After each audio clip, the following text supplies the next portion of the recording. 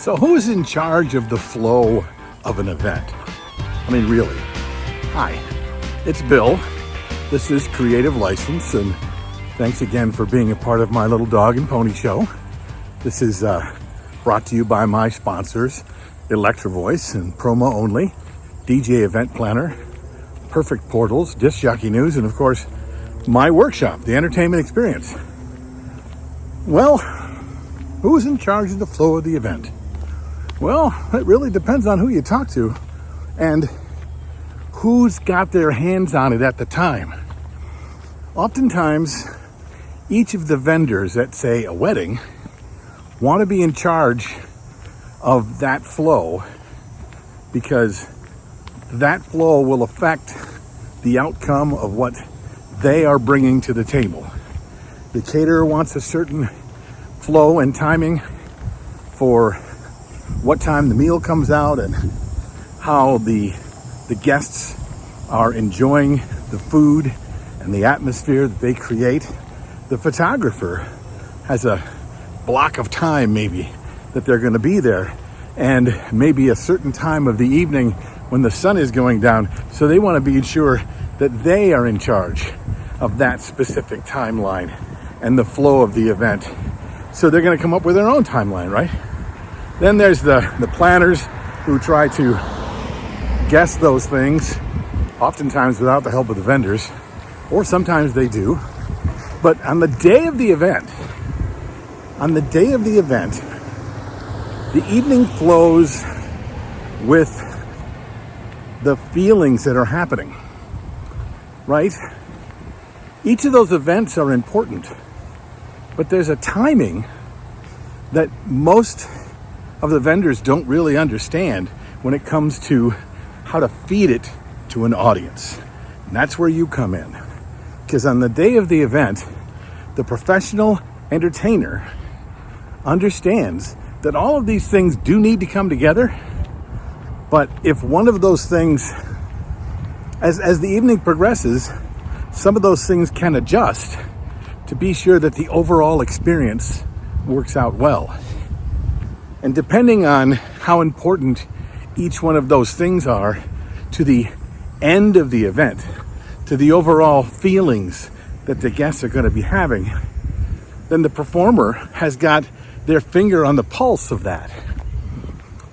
And if he's experienced, or she, and if in fact that person also understands everyone else's needs, then that person is qualified to be able to be the flow of the event. See, a professional master of ceremonies is in charge of that flow. And whether or not you want it or not, if you don't understand all the things that need to come together to be sure that everybody's experience is a positive one, and you have the microphone, then you can completely screw it up. Usually the person with the couple's interest in mind first and foremost is the person that's going to be in charge of controlling those numbers, or rather that timeline and that flow. And most people in the event business, sadly, they're there to show off their wares and how well they're doing, so that at the end of the day, they say, the product of the blank that I bought was amazing.